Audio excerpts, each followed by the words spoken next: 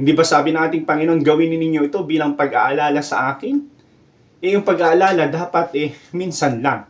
Dapat may space, may pagitan para makabuluhan, para may saysay. Parang valid, no? Ang ating isipin. Pero para lubos nating maintindihan po, ay balikan po natin yung lumang tipan, no? Sa lumang tipan.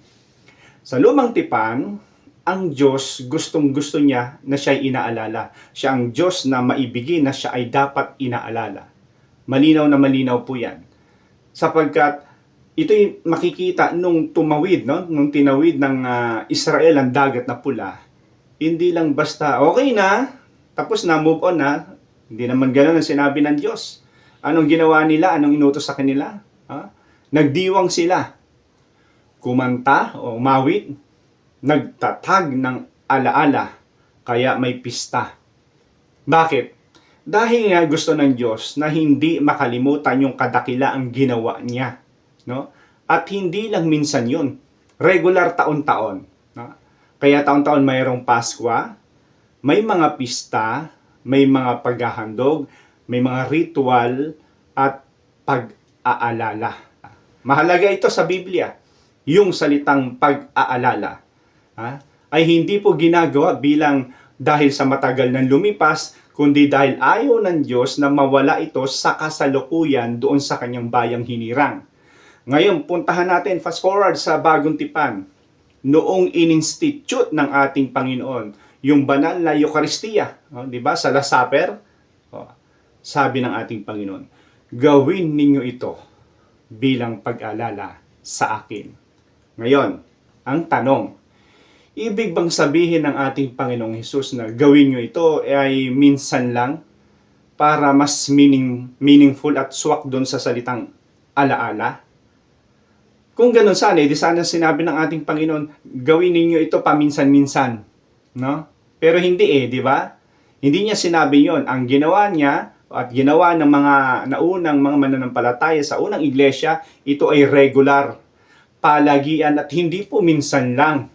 Minsan lang sa isang taon. Ito ay malinaw na pinapakita sa Biblia. Yung salitang tuwing.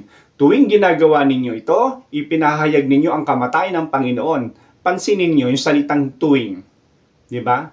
Ngayon, gamitin natin ng kahit konti lang ng logic. Yung mindset ba?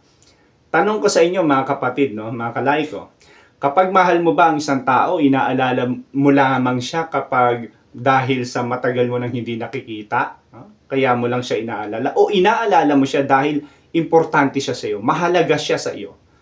Kapag araw-araw mong sinasabihan ng iyong asawa, mahal kita, ako, dear, I love you, mawawala ba ito ng saysay? Mawawalan ba ito ng kabuluhan? Hindi. Mas lalong lumalalim.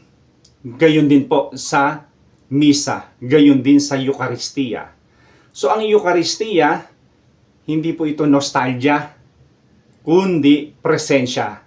Meaning to say, ang Eucharistia ay hindi simpleng paggunita doon sa bagay na nakaraan o nakalipas, kundi pagdadala ng ginawa ni Kristo sa kasalukuyan. Hindi inuulit yung sakripisyo, hindi araw-araw natin pinapatay ang ating Panginoong Hesus, pero ginagawa natin na ng Diyos yung kasalukuyan, yung grasya at biyaya. Kaya kung araw-araw natin itong ginagawa, hindi ibig sabihin na nakasanayan lang. Sabi nga natin sa ating panalangin, give us this day our daily bread. Ibig sabihin, araw-araw natin kailangan ang biyaya ng Diyos. Kaya maling argumento ito, no? Kung madalas nawawala ang diwa ng pag-aalala, kapag madalas yung ating ginagawa. Dahil sa Biblia, actually, kabaliktaran. No? Yung totoo, mas madalas, mas mahalaga, mas palagian, mas sentro ng buhay. Kaya nga mga kapatid, ang Diyos sa lumang tipan ay Diyos na gustong inaalala, palagian. Si Jesus naman, sa bago at walang hanggang tipan, ganun din.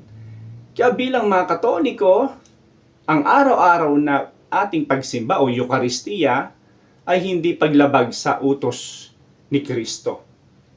Ito ang pinakamatapat, pinakasakto ng ating pagtalima at pagsunod ng kanyang sinabi, gawin ninyo ito bilang pag-alaala sa akin. Muli, this is your Lycle Talk, Manny Lumibaw. May you be enlightened with truth and loving kindness. Veritas Caritas.